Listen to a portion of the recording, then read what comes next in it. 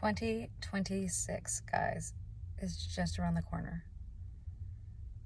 And 2025 was rocky for everyone, especially for me.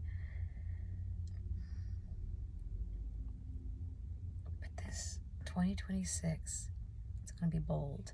It's going to be beautiful. It's going to be brilliant. So I'm calling 2026 the bold year. If you've been through hell and back in this past year, know that there's so much more to life. Know that you're capable of overcoming things. I mean,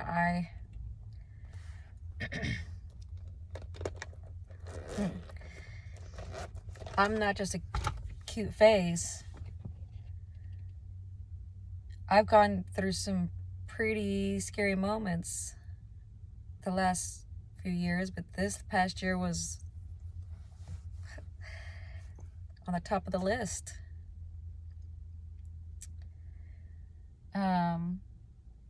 Couldn't find work. I had jobs, but they didn't have work for me. 3 of them. How is that possible? But God was guiding me. I was living in Colorado. Couldn't find work. The job I was working for, they weren't doing very well. I have my business, but it's so slow. But this is, everything has its reasons. I had to give up my home. Almost everything. Couches, TVs, bed. I had to learn how to be comfortable while being uncomfortable. It was humbling. It was earth-shattering for me. I didn't know how to feel. I felt numbed. I felt depressed. I felt lost. I felt hopeful. Like, okay, when things are being cleared away, that's making room for other things, right? I was hanging on to that notion. Came back to Texas. Moved in temporarily with a friend till I found somewhere else to live. And here I am living with a roommate where I don't pay rent. I cook, clean, do laundry, keep the house in order, and I live there for free. And this person is trying to support me while my business is taking off. It took me a few months to find myself because it was like boom, like one thing after another, boom, boom, boom.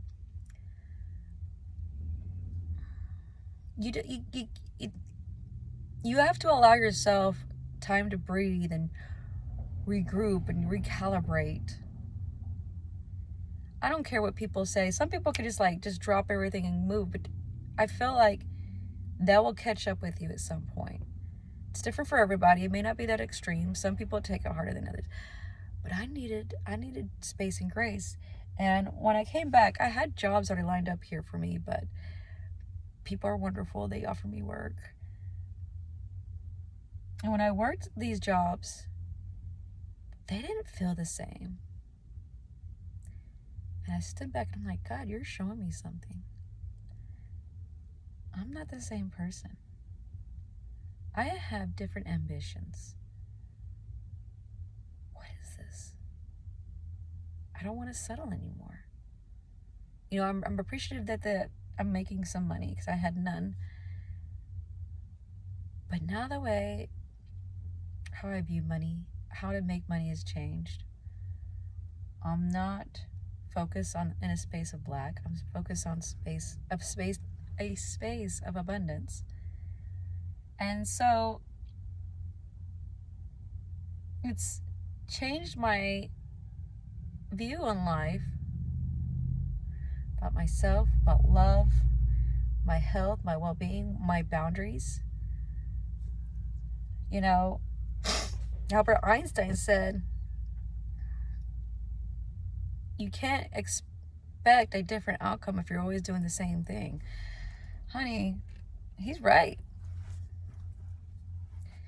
I'm not settling. I'm going big, I'm going bright. So it's going to be a bold and bright 2026, guys. Who is with me on this? I am going to go crazy with how I promote my business. I'm going to go crazy at how I reach out to people. I'm going to go crazy with sharing knowledge, sharing my experience, sharing what I do know, sharing what I don't know. Because it's bold and, what did I say? Bold and bright? Bold and beautiful? Bold whatever. I might change it again. Bold and beautiful 2026. I am a sophisticated diva. I love that.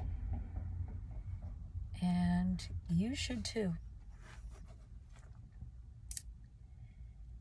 No more discrediting yourselves. I am so excited. There's some things I gotta get done with. But I'm not gonna kill myself over it. Because I trust God. I trust the timing, because that's the biggest thing of this past year is patience and timing. It's like, stop trying to do everything at once. Stop not doing anything. It's like you got to find that you got to read life, okay? You got to understand that.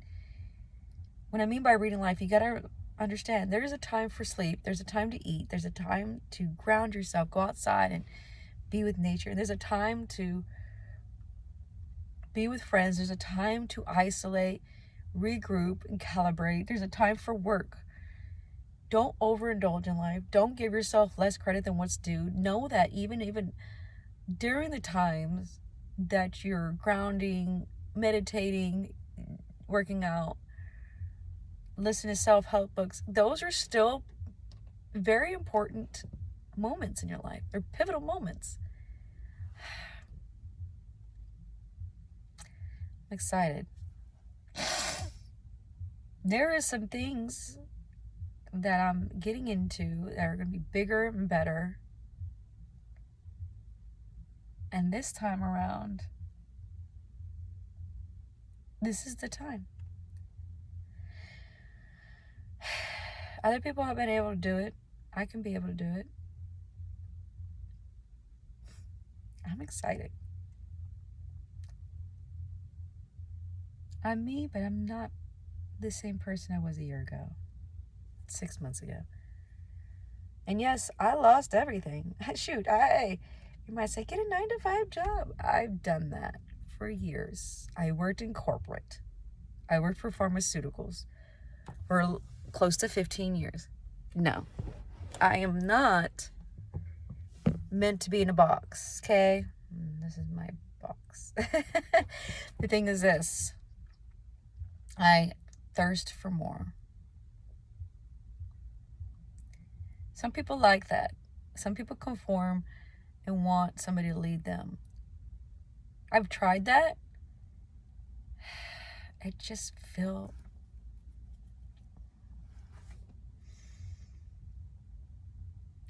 rebellion when I work these jobs that don't align with my good, or they try to tell me how to be. I'm like, oh, ew, yuck. No, I don't want to. I don't mind helping. I don't mind supporting. I don't mind working as a team. I do mind when somebody tries to tell me how to do things, and I evaluate businesses. I've worked in corporate and they don't make sense. This is not an ROI. This is not a good incentive for employees. This has no KPIs. You're just doing it to make yourself look good, or you're taking advantage, coattailing, whatever you want to call it. And there's no benefit for anybody else. I'm sorry. Don't hire employees if you're not willing to grow and build as a team. You're only using them to fill a spot. Say it. Just say, hey, you're only here to, to make money.